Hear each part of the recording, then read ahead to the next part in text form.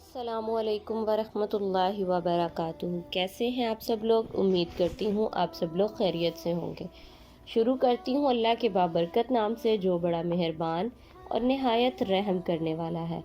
چلیے آغاز کرتے ہیں واقعے کا، جہاں سے وہ سکپ کیا تھا ہم نے، جہاں سے اس کو ہم نے اینڈ کیا تھا وہیں سے اس کو شروع کرتے ہیں۔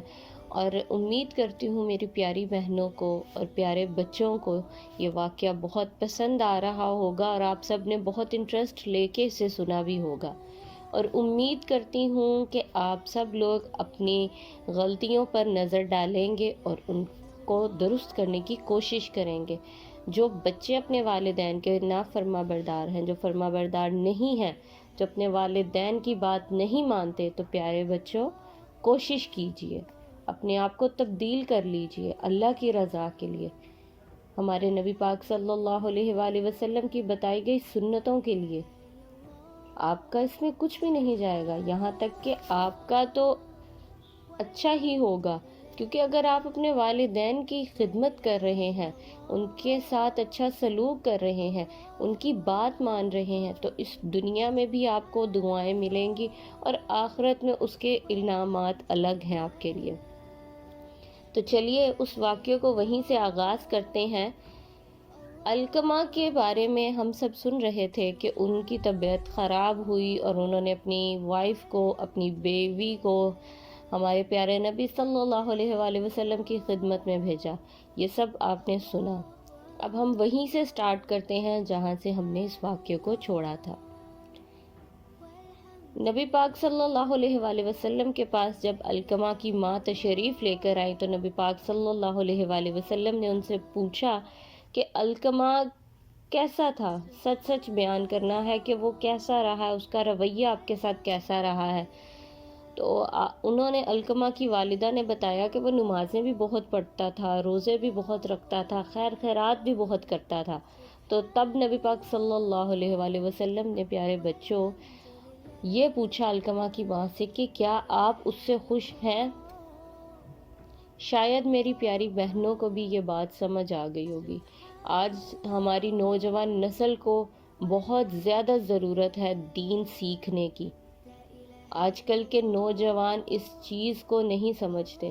اگر آپ ماں کی احادیث سن رہے ہیں تو یقین جانیے صرف ماں کا مقام ہی نہیں، باپ کا مقام بھی بہت عظیم ہے بچوں۔ ہم اپنی والدہ کے لیے تو کہہ دیتے ہیں کہ ان کی قدموں کے نیچے جنت ہے، مگر یاد رکھیے کہ جنت کے دروازہ آپ کے والد کے اختیار میں۔ اللہ تعالیٰ نے ان کو کہا ہے، نبی پاک صلی اللہ علیہ وآلہ وسلم نے آپ کے والد کو کہا ہے کہ اگر آپ کی والدہ کے قدموں کے نیچے آپ کی جنت ہے بچوں، تو آپ کے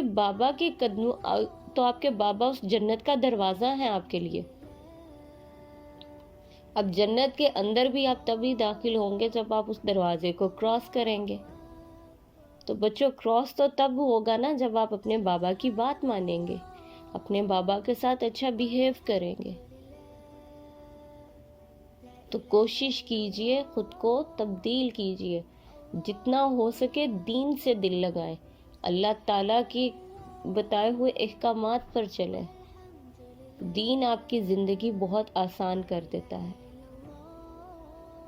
اب جب علقمہ کی والدہ نے یہ سب چیزیں بتائیں کہ وہ ہر چیز کرتا تھا، نماز، روزہ، خیرات، ان سب چیزوں میں وہ بہت اچھا تھا، تو آخر نبی پاک صلی اللہ علیہ وآلہ وسلم نے یہ کیوں پوچھا کہ کیا آپ ان سے خوش تھیں؟ تب یہاں سے آپ سب نے بات اب دھیان سے سننی ہے۔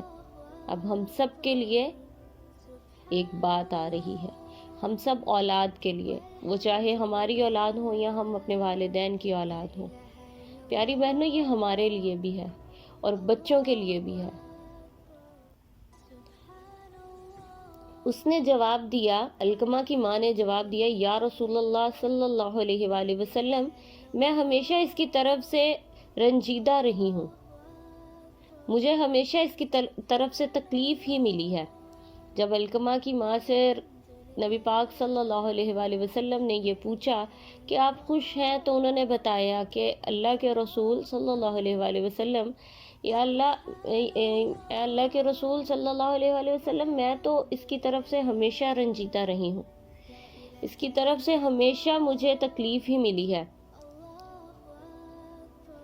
اور یہ ہمیشہ میری بات کو ٹال دیتے ہیں۔ وہ اپنی والدہ کی بات نہیں سنتے تھے اور نہ ہی ان کی بات مانتے تھے۔ پیاری بہنوں، اب آگے سنیے کہ وہ ان کا کہنا ہے، ان کی ماں کا، یہ میرا نافرمان بھی تھا، علقمہ میری نافرمانی بھی کرتا تھا۔ اب آپ پیارے بچوں خود یہاں پہ دھیان سے سنیے، اب توجہ کی ضرورت چاہتی ہوں آپ سب کی۔ نافرمانی اب انہوں نے کی، کس کی؟ اپنی والدہ کی۔ والدہ کو دکھ دیا۔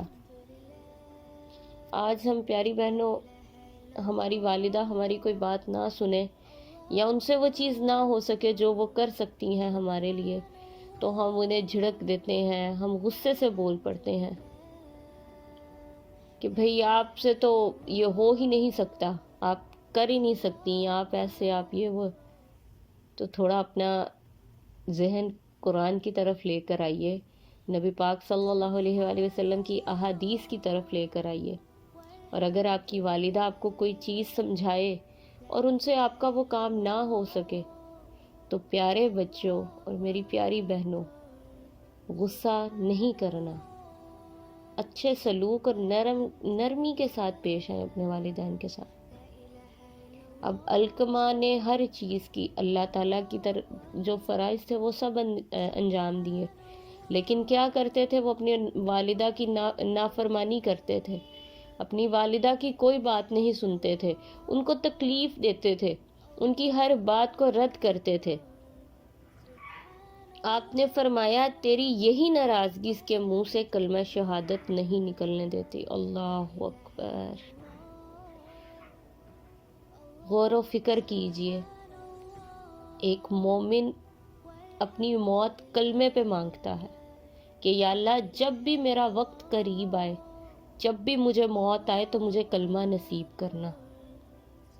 ایک مسلمان ہمیشہ کلمے پہ اپنی آخرت مانگتا ہے۔ آپ کی نمازیں، قرآن، عبادت سب ایک طرف، ان کا حساب کتاب اللہ تعالیٰ لیں گے، وہ اگر آپ نہیں پڑھیں گے، وہ تو فرائض ہیں۔ اللہ کی فرائضگی سب سے پہلے، اور اللہ کی فرائضگی کے بعد، اللہ کے فرض کی ادائیگی کے بعد پھر والدین کا فرض، اور جب دونوں ہی ادا نہیں کریں گے تو یقین جانیے کلمہ ہی نصیب نہیں ہوگا۔ اللہ اکبر! توجہ فرما لیجئے، آج یہ بات اپنے دل اور دماغ میں گرا لگا لیجئے۔ نمازیں پڑھنی ہے، روزہ رکھنا ہے، سب سے پہلے اللہ کے فرض ادا کرنے ہیں، اس کے بعد جو ہمارا سب سے پہلا فرض ہے وہ ہمارے والدین ہیں۔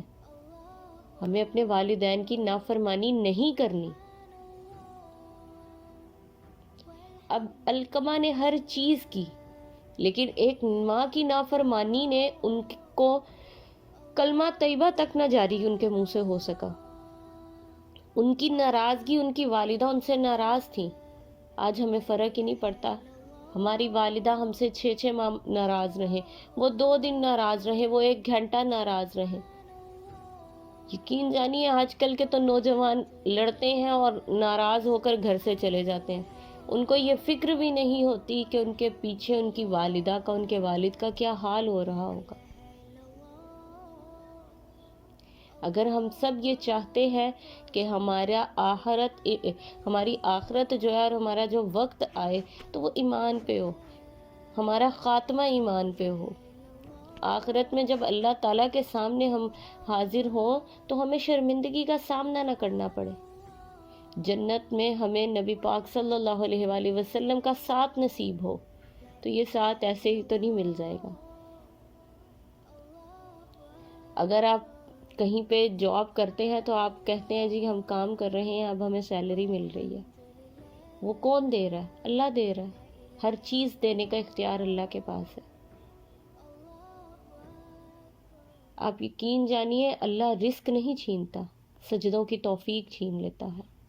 اگر آپ سجدہ ہی نہیں کر رہے تو سوچئے کہ کہاں ہم سے غلطی کو تاکی ہو رہی ہے۔ رزق وافر ہے، ہم خوش ہیں، لیکن ماں باپ کے نافرمان ہیں۔ کیسا